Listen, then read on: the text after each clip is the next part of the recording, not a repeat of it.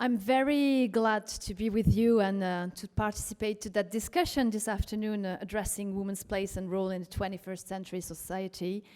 To make my contribution from the political scene point of view and to feel how we collectively can act to empower women and build a more equal society.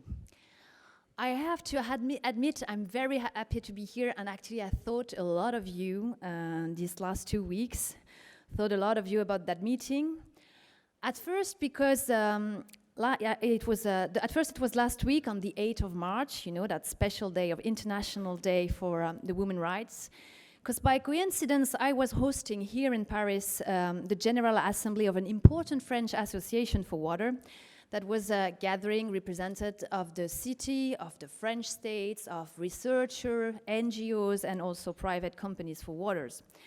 Because as you were just saying, you have to know I'm also the chairwoman of Water of Paris, which is the first public-run company in Europe for water management, gathering 900 women and men that are in charge of producing, distributing water to 3 million people in Paris every day. Some would say a serious job, if you know what I mean.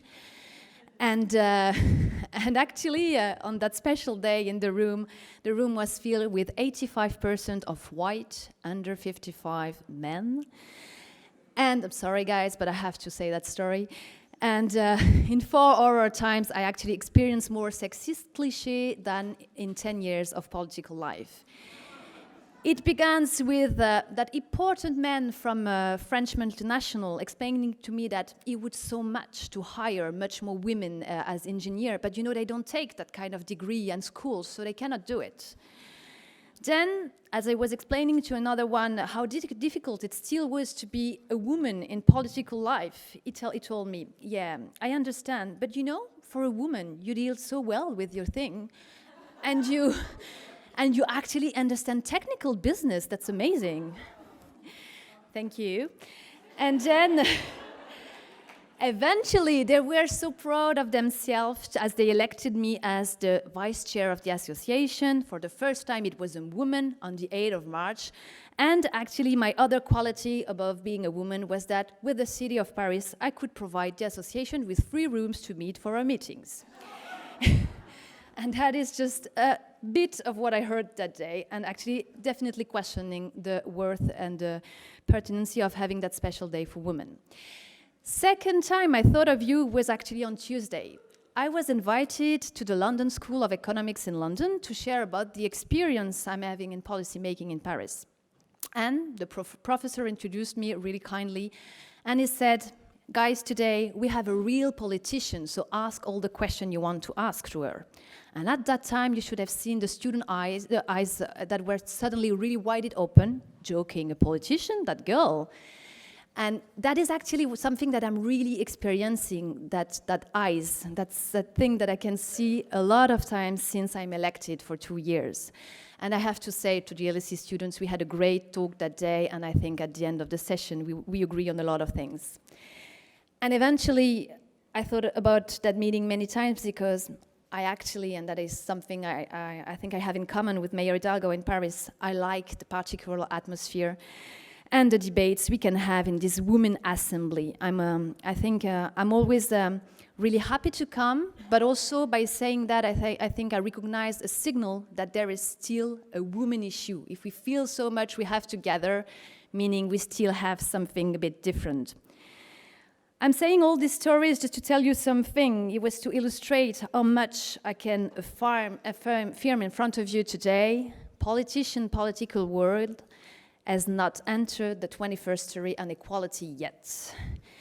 And to face that reality, I think there are 3 levels of action to consider and to see how we can allow women to take the role that they deserve. It's to confirm them, us, in the decision-making process. It's also to use all the means we have in our specific function to favor women empowerment. And it's to promote tools to make all society move towards more equality.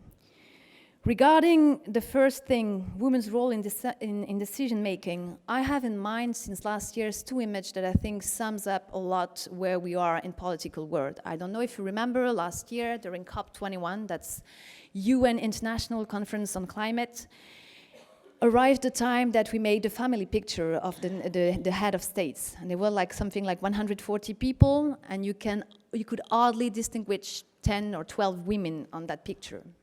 But at the same right time, Justin Trudeau became Prime Minister of Canada, and to some journalists asking him, why do you have an equal representation in your government? He just said, because it's 21st century. So that's definitely the gap we have to bridge today. In this context, I have to say, I'm very lucky to be a deputy mayor in the city of Paris. Not only have we elected Anne Hidalgo in 2014 at the head of the city, first female mayor in Paris. At that time, the people of Paris also elected for the first time a city council with a strict equal representation. This is really important when you think that nowadays, all around the world, less than 5% of mayors are women and just 25% are members of city council. The figures are not better in Europe, with only 15 French female mayors. I think it's not conceivable that in 2016 that half of humanity is excluded of political decision-making, especially when you consider that equality, whatever domain of action is considered, is a real added value in defining and implementing strategies and policy. I'm thus very lucky, but even with a woman as a mayor, that doesn't change the political establishment from one day to another. I remember during COP21, having a really interesting discussion with the mayor of Santiago de Chile, Carolina Toa, a really inspiring woman, and how even if the people are certainly more polite with us today in the way they express it, sexism was there in our everyday life. It's about an atmosphere, a way a big looked at when you express an opinion, and it's true for men and women, I have to say. And something that makes you feel you always have to prove that you're on the right place. And in this situation, we women still need to develop our own strategy to make our point and do our jobs. We have a long way to go to bridge the gap, but to some extent I also have the feeling that having to develop this strategy also gives us a specific strength, also an independency. We don't owe anything to anyone to achieve great things. Second level would be how we use our function to favor women empowerment. In my function as a deputy mayor, I'm in charge, as you were saying it, of climate policies. I guess we all assess today that talking about climate change goes beyond talking about just the environmental issue, but it's how we're going to face in the 21st century big issues as climate change, the scarcity of natural resources, and their impacts on the social and environmental life and on population. And how we're going to build, in that specific context, new city and a new society. So it's definitely a society debate in which gender is very much concerned. Climate change worsens social inequalities as much as men and women inequalities. So I just wanted to give you two quick examples of public policies that I'm implementing in Paris to face these issues. First is about the International Water Solidarity Program developed by the city. One major source of gender inequality remains access to drinkable water. That will be actually even worse under climate change. So each year we allocate 1 million euros to support cities, NGOs projects to favor access to water and sanitation and to lower the burden of fetching water and allow women to access education and participate to economic life. The second policy we are implementing is the one to tackle energy poverty. Energy poverty is getting to be a big issue for cities, striking already 15% of the population, obviously the poorest family, as energy prices are getting higher and higher, among which women are even more stuck. I'm thinking of some area in Paris, thinking of one especially in the south of Paris that is completely revealing that situation. It's a place you have 80% of social housing, 46 family are I don't know the name in English, single parental I think, but women with children with real low income. So since 2007, we have decided to launch a huge plan of retrofitting. Each year, 5,000 social units are being retrofitted. It's actually good for the planet, right? Because retrofitting is one of the pillars to mitigate GHG emission in our cities. But it's definitely a tool to reduce also charges for the tenants, an average by 25% each year, which is really important for this family. This is just some example about public policy, but how it can help also to empower the women and their place.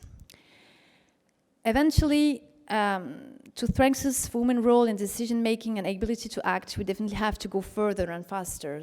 I'm talking about political life, but this is actually only revealing what's happening in all fields in our society. Just having a look at the French statistics about professional life confirms that. Today in France, for the same job, women are paid 15 to 18% less than a man. 3 on 4 women earn less than their companion. 80% of part-time jobs are done by women, and 1 on 5 women have experienced sexual harassment during their professional time. This is only some figures, but I think we have to say it again, how can we accept that in 2016, especially in a country such as France, cradle of the human rights, that actually in French we call the men's right, we have still some things to do, we are still facing that kind of situation. Some steps have been made, and I think you talked about it this morning, but we still have to go further to influence on different fields and to make the roots of society evaluate.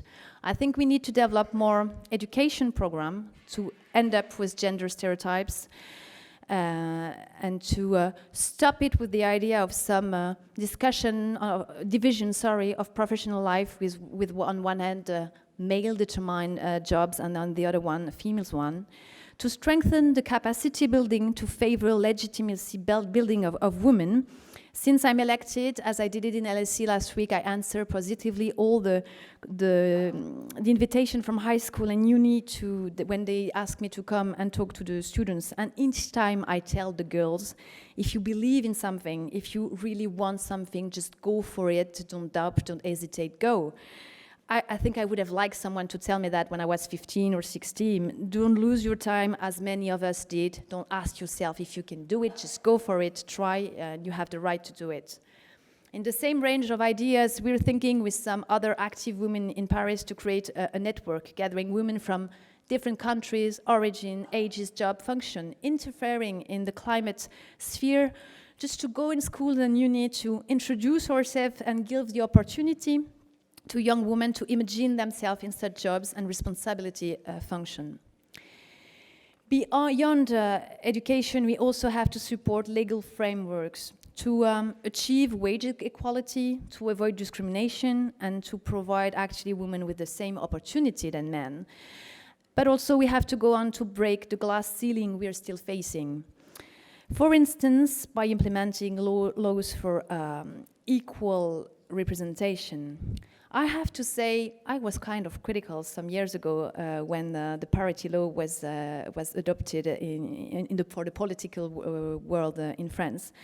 But I would definitely not be here today to speak with you if that law hadn't been voted.